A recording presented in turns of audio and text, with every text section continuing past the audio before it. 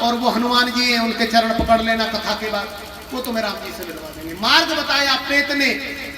अब तुलसीदास जी ढूंढने लगे राम कथा कहाँ हो रही है, वहीं चित्रकूट में हो रही थी कहीं।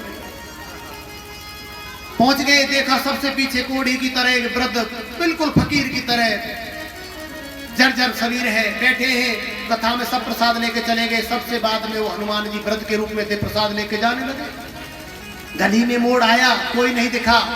तुलसीदास जी ने चरण पकड़ लिया। वो कहे छोड़ छोड़, तुझे कोढ़ हो जाएगा, छोड़ छोड़, मुझे क्यों पकड़ रहा है। कि कहा प्रभु मैं आपको पहचान चुका हूं, आप श्री हनुमान जी हैं, प्रभु दर्शन दो। हनुमान जी ने कहा भैया किसी ने इसको बता दिया है।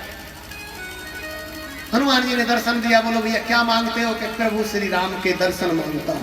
बोलिए अनंत बलवंत हनुमंत लाल की जय। जब श्री राम के दर्शन मांगते हैं तो हनुमान जी ने कहा ठीक है, तुम्हें कल श्री राम जी के दर्शन होंगे। तुलसीदास जी बाजार से गुजर रहे थे, घोड़े पर सवार होकर राम लक्ष्मण जी बाल रूप में धनुष बाण लिए हुए उसी मार्ग से निकल गए। तुलसीदास जी उनकी मूर्त को देखकर भाव विभोर से हो गए, पर पहचान नहीं पाए। निकल गए। संध्या को फिर हनुमान जी को बुलाया, आह्वान किया। आह्वान पे आते देवता कलयुग में, ऐसे नहीं आते कि तुम कहो जी हनुमान जी आ जाओ, नहीं, पूरा आह्वान करना पड़ेगा।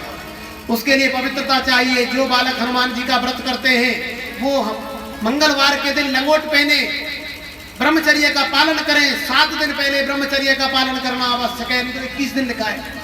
अपने हाथ से संध्या को मीठी रोटी बनाकर बंदरों को चुगाएं, गाय को चुगाएं, फिर मीठी रोटी बनाकर अपने हाथ से पाएं, वो तो व्रत माना जाता है। नहीं तो ऐसे थोड़ी व्रत है? नेकर पहन लिया, जींस का पैंट पहन लिया, ओ भैया घूम रहे, बालों में हाथ मारते हैं। ये कोई हनुमान जी का व्रत है? हनुमान जी उल्टा उसको दंड देते हैं। उस युवा को हनुमान जी दंड देते हैं जो गलत दृष्टि से माताओं, बहनों, बेटियों को देखता है। वैसे तो हनुमान जी का व्रत कर रहे हो, बाल ब्रह्मचारी जी का, वैसे गलत दृष्टि हमारी गांव की बस्ती के आसपास मार्ग से गुजर रहा है, देखता ही चला जा रहे। भैया तुम्हारे घर में भी माँ बहन है, क्या देख रहे हैं? हनुमान जी ने तुझे श्राप दे दिया, अब तो तेरा नुकसान होकर रहेगा। हनुमान जी आए, हनुमान जी का दर्शन किए। नहीं प्रभु, अरे वही तो राम लक्ष्मण जी थे जो गए थे।